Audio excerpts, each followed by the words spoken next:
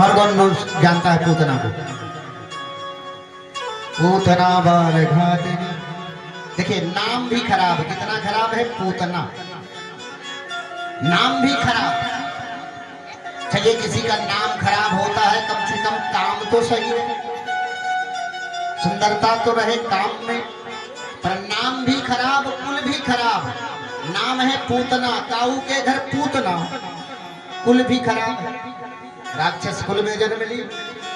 चलिए भगवान से कुल से भी लेना देना कुछ नहीं है, भगवान से क्या लेना देना, तो आप किस कुल में जन्म ली है इससे कोई लेना देना नहीं। नाम भी खराब, काम भी खराब। काम क्या है?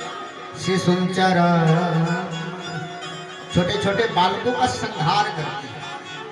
नन्हे नन्हे बालक, अब बताइए छोटे बालकों का जो संहार करता हो, इससे बड़ा पापी कौन हो संसार में? चलिए इससे भी कोई लेना देना नहीं है। भोजन क्या है? रुधिरासन, और भोजन उन बालकों का रुधिर पी जाती है। कौन? पुत्र।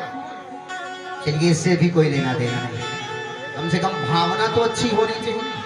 कथा में आए हो तो कथा में भाव तो सुंदर लेकर आना चाहिए कि आज कथा पे जा रही हूँ, कुछ ना कुछ सीख कर आऊंगी। क्योंकि देखिए आपने यदि जीवन में एक भी शब्द उतार लिया, समझ लो आपका कल्याण हो। एक भक्त थी, भक्तनी, नित्य कथा पे जाती थी, पर संयोगों से एक दिन कहीं जाना पड़ गया दूसरी जगह।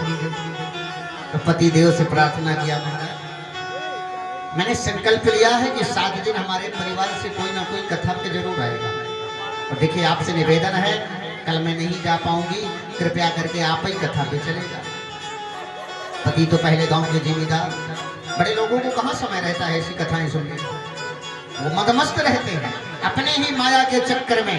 उन्हें इतनी चिंताएं होती हैं, इतनी दिक्कतें रहती हैं कि महाराज ये सब एविडेंस में शामिल होने के लिए समय ही नहीं मिल पाता। धर्मपत्नी भी साधारण नहीं होती। आप होम मिनिस्टर हैं, भैया जी कितने भी बाहर बड़ी बड़ी मूछें लेकर घूमे, पर महाराज जैसे ही घर में प्रवेश करते हैं तो अच्छे अच्छे लोग शांत हो जाते हैं। ये माया है, माया का चक्कर बड़ा खतरनाक होता है।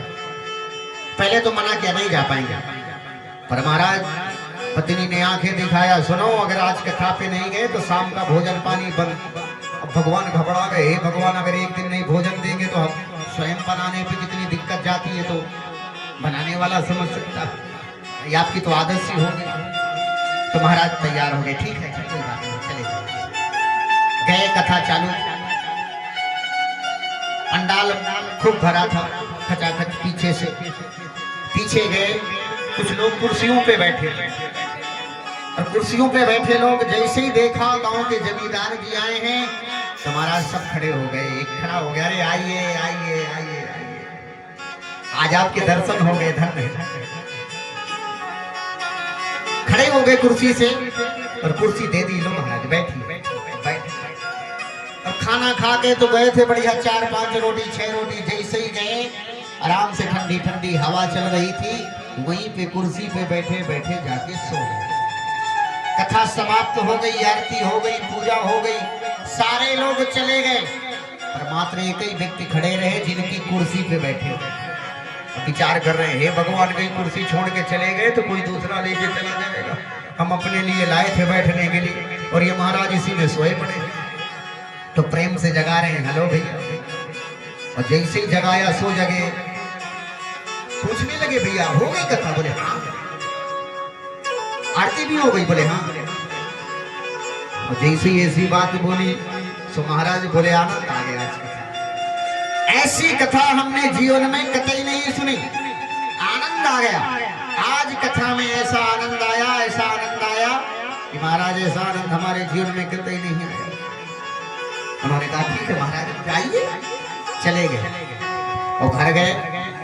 कुछ समय पश्चात धर्मपत्नी आ गई, पूछने लगी, महाराज सच्ची सच्ची बताओ, आज कथा पे तो मैं नहीं जा पाई, तो आज आपने क्या सुना? आपसे आप यहाँ पर आए, कोई पूछ पड़े कथा में क्या सुना आज, तो क्या जवाब देंगे? धर्मपत्नी ने पूछ लिया कि महाराज आज आपने क्या सुना? अब जब कुछ सुना ही नहीं था तो क्या बताएं, कुछ सुन ही नहीं रखे थे तो बताएं क्या। धर्मपत्नी ने बार बार पूछा, महाराज कुछ तो सुना होगा, कुछ तो बताओ। बोले महाराज मैं तो जाते ही भाई, क्योंकि वो जाते ही तो सो गए, आते ही सो। राजा साहब ने कहा मैंने महाराज 3 चीजें सीखी, आइए बैठिए और जाइए।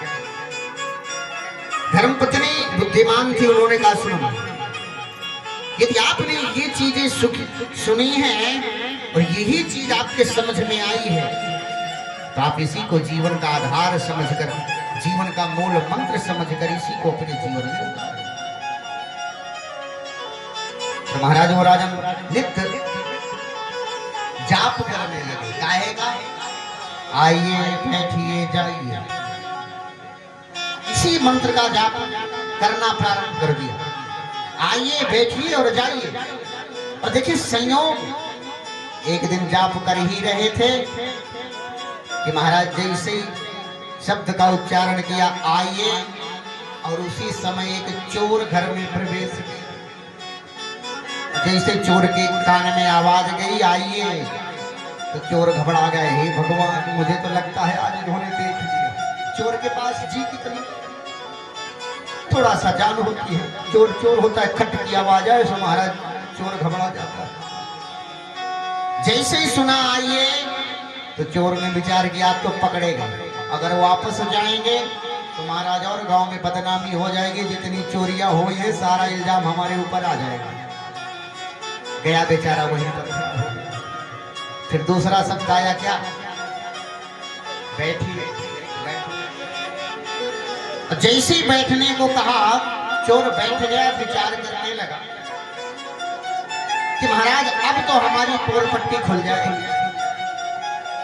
तो जितना धन और लोगों के घर से चोरी करके लेकर आए थे सारा धन निकाल कर सामने रख दिया। और फिर तीसरा शब्द आया जाइए। और जैसे चोर ने यह शब्द सुना जाइए तो महाराज राजा साहब ने जब भजन संध्या करके इस मूल मंत्र का उच्चारण समाप्त किया और सामने देखा तो बहुत सारा महाराज धन रखा प्रसन्न हो। तुरंत धर्मपत्नी को बुलाया, जी सुनती हो, इधर आओ। दौड़ी दौड़ी गई, जी महाराज क्या बात है। बोले महाराज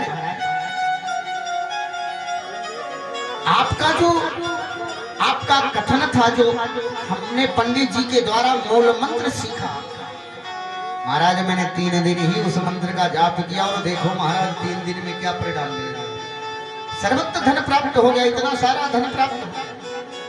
और महाराज जी मन से देखिए विचार करिए, उन्होंने सिर्फ भगवान का नाम आइए बैठिए जाइए यही एक सीखा, उसी से कल्याण हो। और आप तो यहाँ पर आए हैं, इसको गहन पर उतारो। जीवन में जब कुछ परिवर्तन नहीं होगा तो कितनी भी कथाएं सुन लो, कोई बदलने वाला नहीं। तो महाराज भगवान का जो स्वरूप स्वभाव है, पूतना जैसी राक्षसनी को कौनम दयालु शरणम व्रजेहम, आज भगवान का स्वभाव बता रहे हैं। इतना सुंदर स्वभाव है कि रूप से भी सुंदर भगवान का स्वभाव है।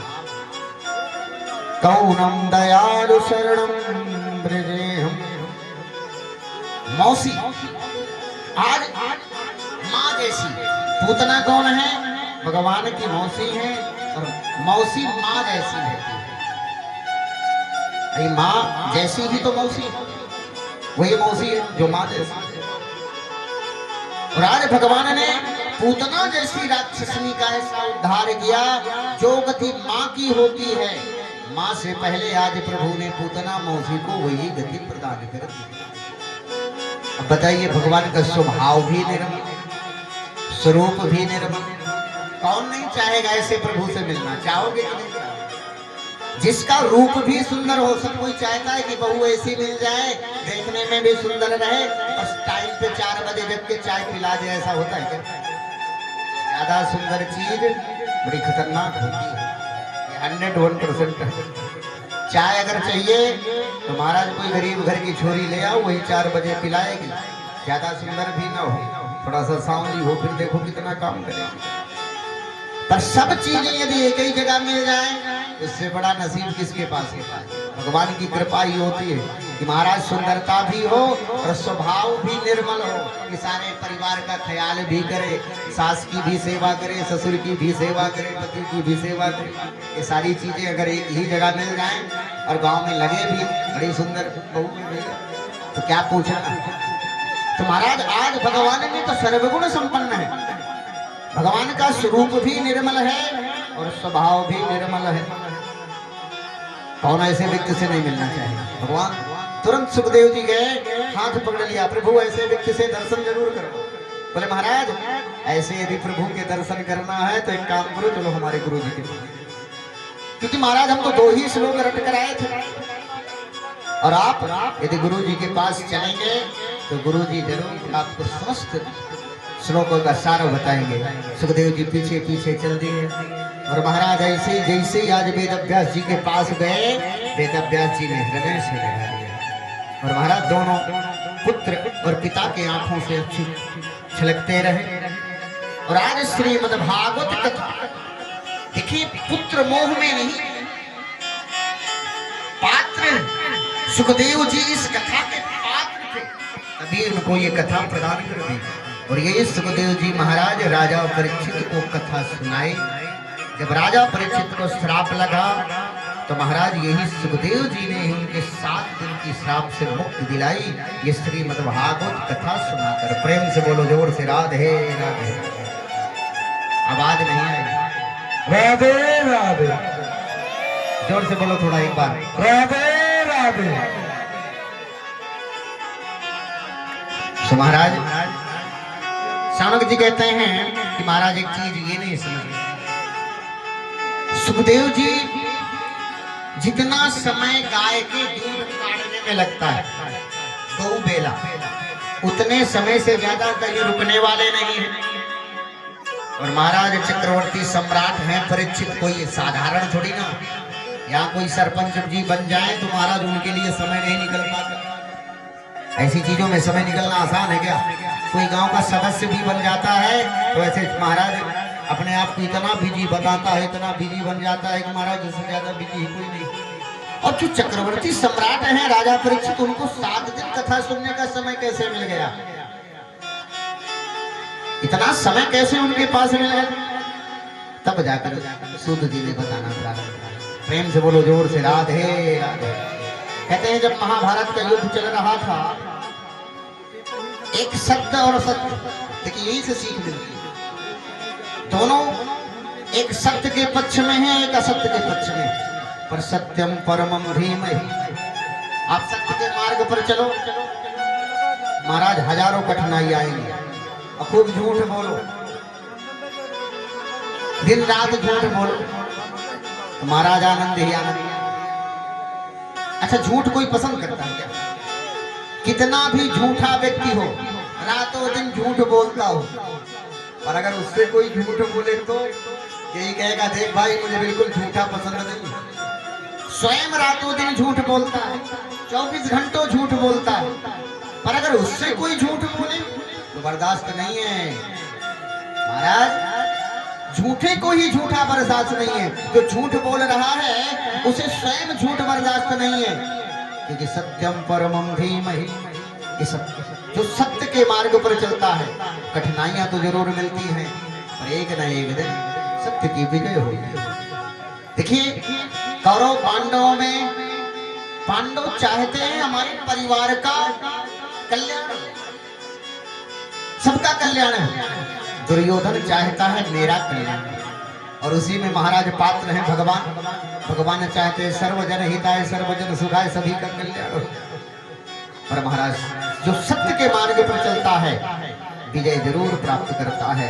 आज पांडव विजय प्राप्त हुए, दुर्योधन और भीम का अंतिम युद्ध चल रहा था। भीम ने दुर्योधन की जंघा में प्रहार किया और भीम दुर्योधन परे परे कराह रहा, रो रहा, सोच रहा है देखो हम 100 थे और 100 के 100 मारे गए, पांडव मात्र 5 और 5 के 5 जीवित। द्रोणाचार्य के पुत्र अश्वत्थामा आए, हाथ जोड़कर बैठ गए। सुनो महाराज, आप अगर मुझे सेनापति बनाए होते तो ये स्थिति ना थी। आज इस स्थिति पे झूम रहे। दुर्योधन ने कहा महाराज जो हुआ उसे भूल जाओ, अब तुम हमारे लिए क्या कर सकते हो? बोले क्या?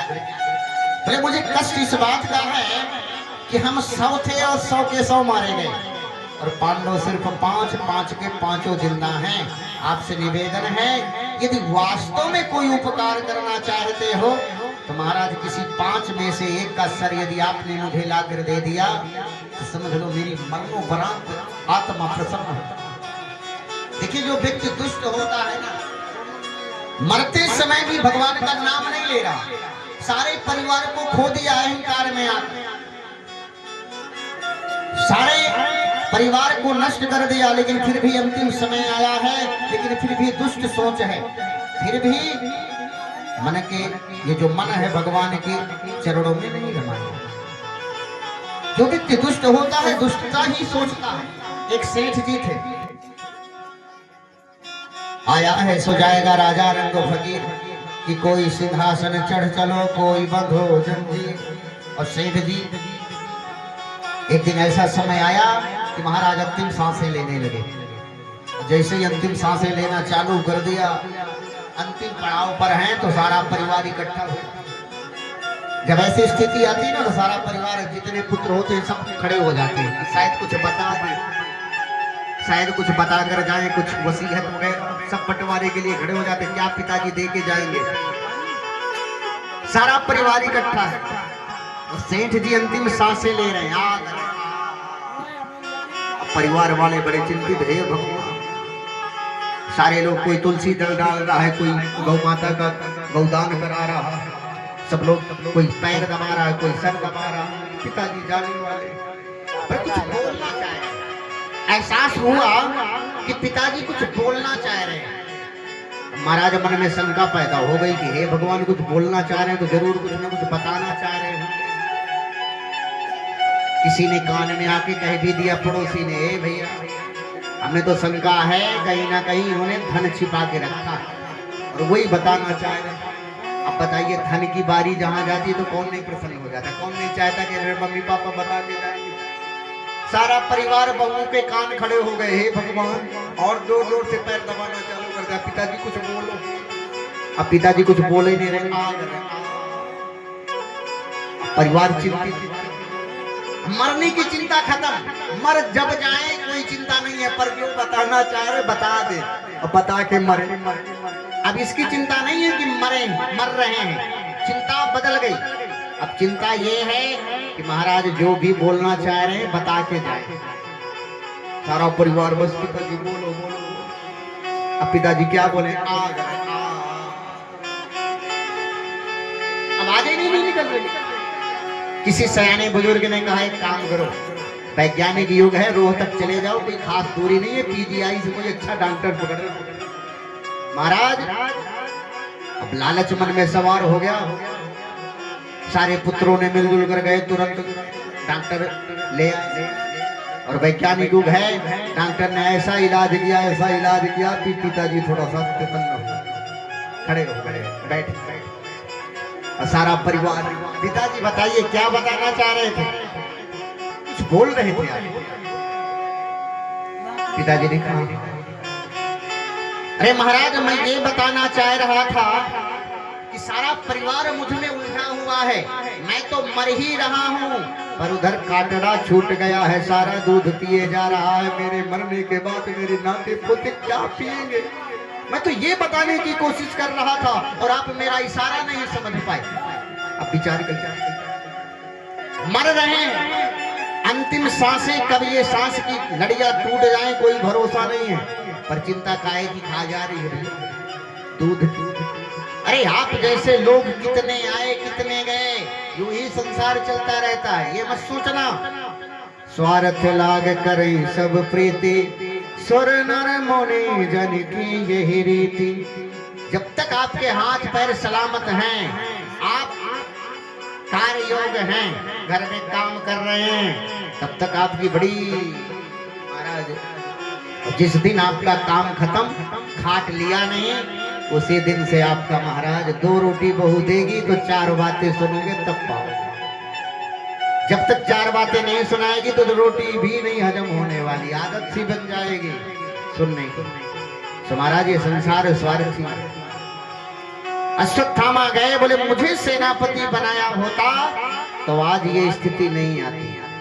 दुर्योधन ने कहा महाराज मर रहे हैं, पर मरने के उपरांत यदि किसी एक पांडव का सर लाकर तूने हमें दे दिया तो समझ लो हम प्रसन्न हो जाएंगे।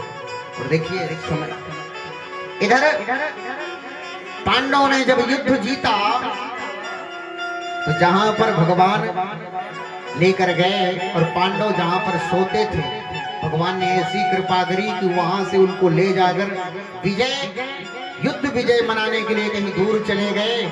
और कहते हैं पांडवों के पुत्र हुबई द्रौपदी के 5 पुत्र हुबहू पांडवों सरीखे दिखने वाले वहीं पर आए और सैन्य में सो गए। अश्वत्थामा गया और द्रौपदी के 5 पुत्रों का सर लाकर दुर्योधन के समक्ष रख दिया। ये लो, तुम कहते थे एक का सर लाना है, और मैं 5 पांडवों का सर लाकर तुम्हारे सामने रख दिया। साधारण समझ रखा है क्या? दुर्योधन को विश्वास नहीं हुआ, विचार में पड़ गया कि महाराज हम 100 के 100 मर गए और ये 5 मिनट के गया, 5 का सर लाकर सामने रख दिया। विश्वास नहीं हुआ, खोल कर देखा महाराज वहां पर तो 5 पुत्र थे। बड़ी चिंता हो गई और महाराज उसी वक्त महाराज दुर्योधन के प्राणांत तो हो गया। अरे तूने दुष्ट ये किया, तूने तो हमारे परिवार का नाश ही कर दिया और तूने हमारे परिवार में कोई पानी देने लायक भी नहीं छोड़ा। जैसे प्रातः हुई माँ द्रौपदी को पता चला, माता शिशूनाम निधनम सुतानाम निशम्य घोर परिताप्यम् तदा रूपा कलाकुलच्छी तशान्तनाः किरीटमालिनी। अब विचार करिए, जब उस माँ को पता चला होगा जिसके 5 पुत्र किसी ने मार दिया, क्या हाल गुजरा होगा उस माँ के ऊपर। जैसे ही द्रौपदी को पता चला कि किसी ने मेरे 5 पुत्रों की हत्या कर दी, आज माँ का हाल ही बुरा हो गया रो रो के।